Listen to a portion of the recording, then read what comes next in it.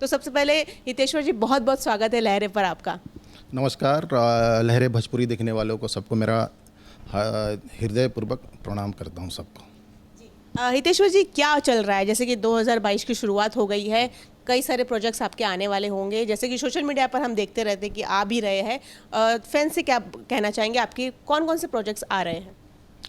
फ़िलहाल एक अपने पिक्चर में लगा हूँ मैं, और उसके गाने कंप्लीट हो चुके हैं। और उसके लिए थोड़ी भागदौड़ मेरी चालू है, और उसी प्रोजेक्ट में फ़िलहाल सीरियसली लगा हूँ मैं, क्योंकि न्यू कॉन्सेप्ट है और नई चीज़ें भोजपुरी के लिए। पारिवारिक पिक्चर होगी बस। और होली आ रहा है, होली के लिए गाने बना रहा हूँ मैं।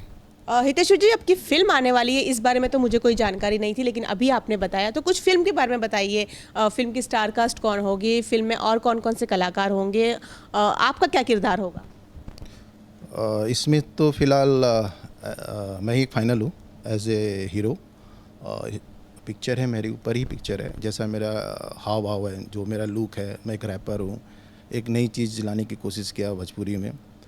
तो रैप के ऊपर ही स्टोरी है और पारिवारिक स्टोरी है। गांव से निकला हुआ बंदा बाहर जाके रैप कर रहा है। गांव में तो समझते लोग रैप बोले तो कुछ नहीं समझते। पब्लिक बोलती है कि क्या बड़बड़ाता है रात भर, जिधर जाओ बड़बड़ बड़बड़ करता रहता है, और नहीं गाता है, नहीं कुछ करता है, अब बड़बड़ करता है, हर टॉपिक में बड़बड़ाता है।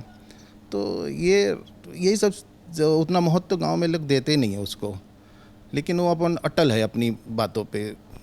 और ऐसे ही मन बहलाता है गांव के लोगों को भी, गांव के छोटे छोटे बच्चों को भी।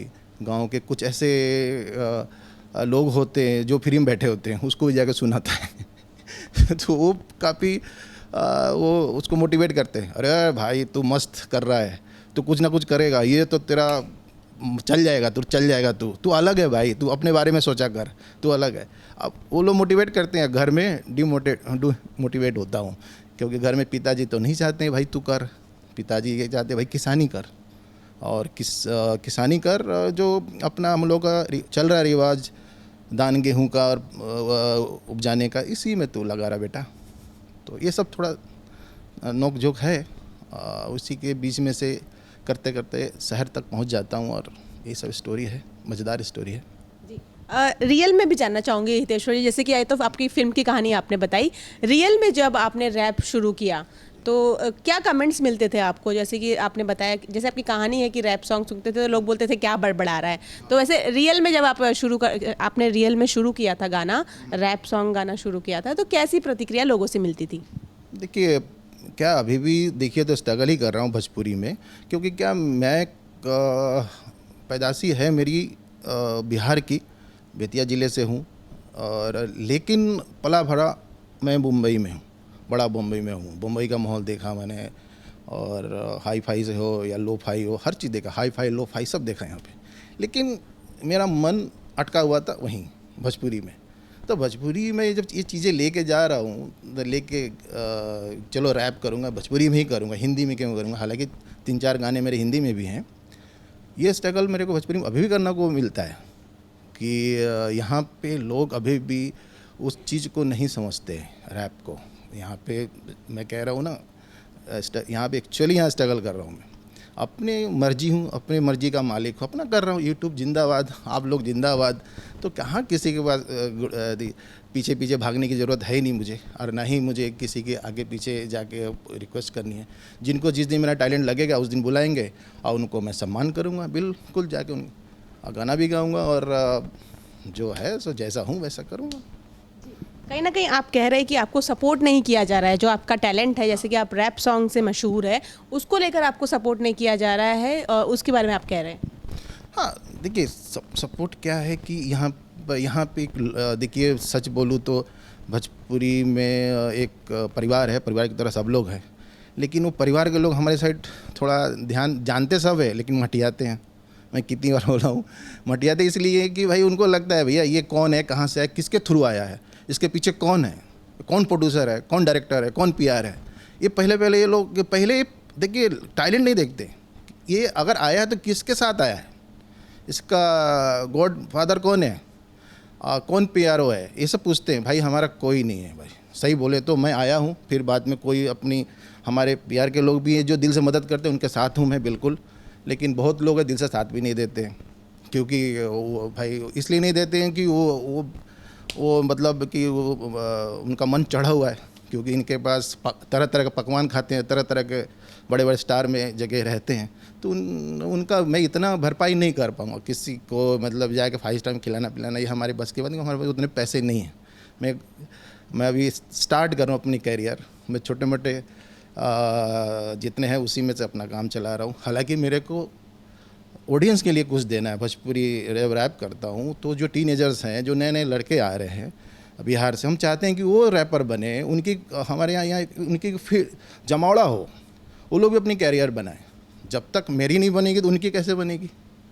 तो ये चीज़ें बहुत सारे स्ट्रगल, ये चीज़ का स्ट्रगल कर रहा हूँ, लोगों की मानसिकता का स्ट्रगल कर रहा हूँ। मैं तो कुछ नहीं, मैं तो बनूंगा, स्टार हूँ, स्टार रहूँगा, मुझे कोई तकलीफ नहीं है, बस यही चीज़ है। हितेश्वर जी, हाल ही में आपने योगी जी के लिए एक रैप सॉन्ग गाया था, जैसे कि यूपी में इलेक्शन का माहौल है, सभी जानते हैं।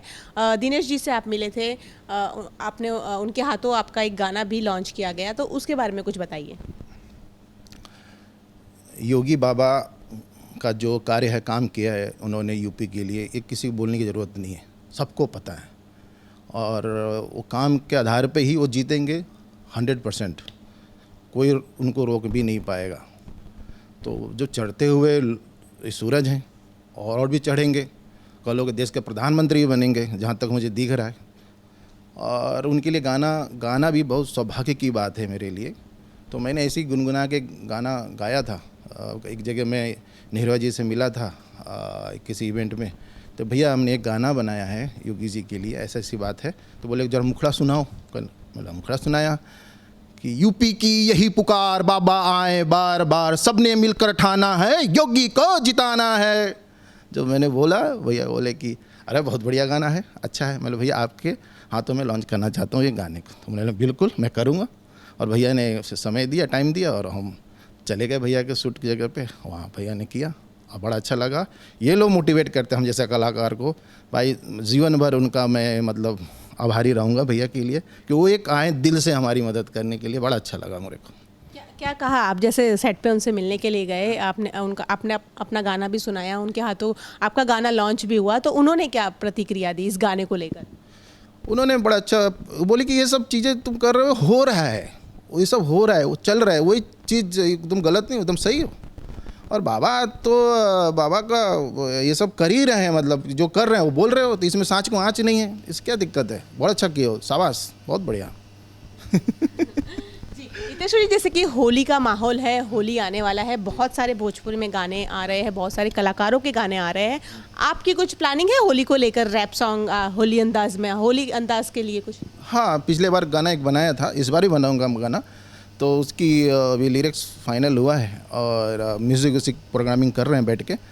अगली बार बहुत जल्दी आपको रूबरू आप ही को पहले सुनाऊंगा ये गाना मैं आपके चैनल को, और क्योंकि उसकी अपनी प्रोग्रामिंग चालू है, म्यूज़िक चालू है, मैं बना रहा हूँ, बिल्कुल बनाऊंगा, लेकिन मैं हट के बनाऊंगा, क्योंकि हट के ही काम करना है, बिल्कुल वो वहाँ नहीं जाना है, क्योंकि शब्द का भी थोड़ा सोच समझ के हम करते हैं काम, और क्योंकि इसका मान सम्मान और भोजपुरी का जो चीज़ें उस पर ध्यान रखना बहुत ज़रूरी है, मैं रखता भी हूँ। बिल्कुल ऐसा फिसल के कहीं उधर हमको उस गड्ढे तक नहीं जाना है जहाँ पे लोग आजकल भोजपुरी को उस नज़र से देखते हैं।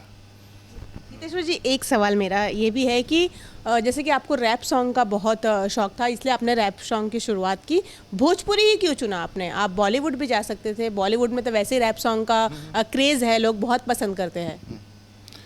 देखिए, भोजपुरी जब मेरे रोम रोम में, रग रग में, क्योंकि पैदाशी वहाँ का हूँ, बचपना वहाँ बिता है, मिट्टियों में खेला हूँ, बिना चप्पल के भागा हूँ, पैंट फटे रहते थे तब भी उसमें हम लोग भागते थे, खेलते थे, परवाह नहीं है क्या है। मतलब भोजपुरी ऐसी चीज़ है, मिट्टी है हमारे यहाँ, मिट्टी की जो खुशबू है ना भोजपुरी की, बहुत बड़ी बात है, उसकी महत्व लोग शायद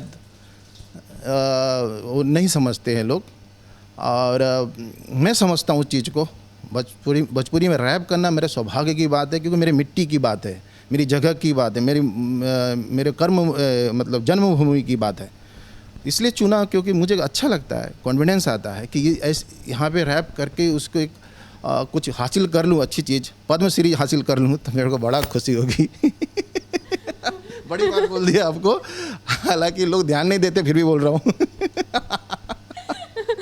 चलिए, मैं यही उम्मीद करती हूँ कि आपको पद्मश्री मिले और आपके गाने लोग बहुत ज़्यादा सुने। हितेश्वर जी, जाते जाते अपने फैंस को क्या कहना चाहेंगे आपके आने वाले फिल्मों को लेकर और आपकी जो गाने आ रहे हैं उसको लेकर? बस मैं यही चाहूँगा, खूब प्यार कीजिए मुझे और करते रहिए प्यार, क्योंकि कहीं नहीं कि मेरी ज़िंदगी में आप लोग भी छिपे हैं कहीं नहीं कहीं। जो यंगस्टर हैं, टीनेजर्स हैं, जो आना चाहते हैं, मैं उनका भविष्य हूँ। तो प्लीज़ आप हमें प्यार कीजिए। मैं आपके लिए बहुत, जो भी आएगा वो मैं करूँगा, जो भी मैं कर सकता हूँ आप लोगों के लिए।